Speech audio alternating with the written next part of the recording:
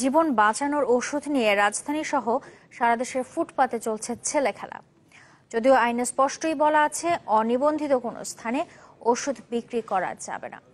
আর ওষুধ প্রশাসন বলছে অবৈধভাবে ওষুধ বিক্রি ঠেকাতে নিয়মিত অভিযান চালানো হচ্ছে।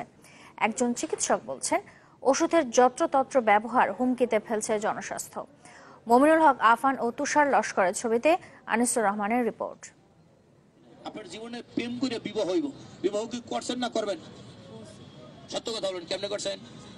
এই যে ভাই আমার আগে করছে, দেখছা টান করা পাহাড়। মন ভোলানো নানা কথাই চলছে ওষুধ বিক্রি। চেটে খান, এখন যে হোটেলে এক গ্লাস পানি খান, যান। এসব ওষুধে নাকি মেলে সর্বরোগের সমাধান, আর সেই আশায় ব্যস্ত পথিকও দাঁড়িয়ে পড়েন ফার্মগেট মোড়ের এই মজমায়।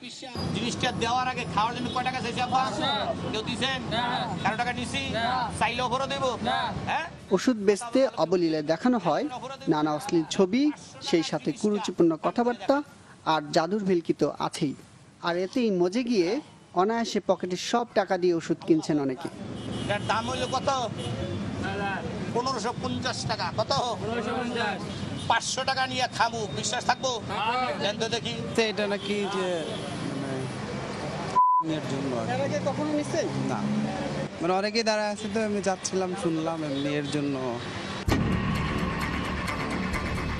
চ্যানেল 24 অনুসন্ধানে দেখা গেছে ফার্মগেট ফুটপাতে ভুয়া ওষুধ বিক্রি চক্রে নেতৃত্ব দিচ্ছেন নিজেদের ইউনানি ও আয়ুর্বেদিক চিকিৎসক পরিচয় দেওয়া দু ব্যক্তি। এদের একজন রফিকুল ইসলাম ফুটপাতে ওষুধ বিক্রির সাথে জড়িত নন এমন দাবি করলেও এ নিয়ে খবর প্রচার না করতে চেষ্টার কমতি ছিল না তার। ব্যবসা বলতে আমাদের কার্ডগুলো আমরা ওখানে প্রচারের জন্য দিই। এখন ফুটপাতে আইটেম যেটা বিক্রি করতেছে, এইটা আমার জানা মতে এটার কোনো ফেক নেই। রাজধানীর বুকে প্রশাসনের চোখের সামনেই যখন এমন কারবার চলে, তখন সহজেই বলা যায় ছোট শহরগুলোর অবস্থা আরও শোচনীয়। যদিও ড্রাগ অ্যাক্ট 1940-এ বলা আছে ফুটপাত, বাস, ট্রেন কিংবা অনুমোদনহীন জায়গায় কোনো ধরনের ওষুধ বেচতে পারবে না কেউই। তারপরও কিভাবে চলছে ওষুধ নামের এই অবাধ বাণিজ্য? পুরো ব্যাপারটা আসলে এক প্রকার প্রতারণা। অবৈধ ওষুধ কিনছে, বিক্রি করছে, আবার এই হকিং করছে।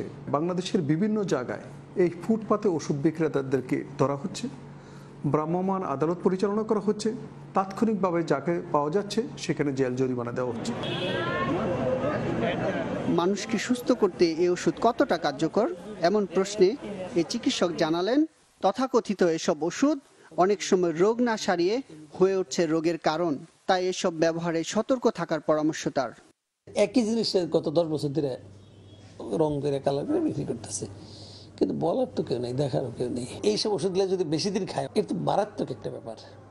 কাজে ওদের যে ইম্প্যাক্ট, ওরা যা করছে একটা ইয়ের ভিতরে হয়তো, কিন্তু আমাদের ডাক্তার সাহেবদের মনে হয় একটু সাবধান হওয়া উচিত।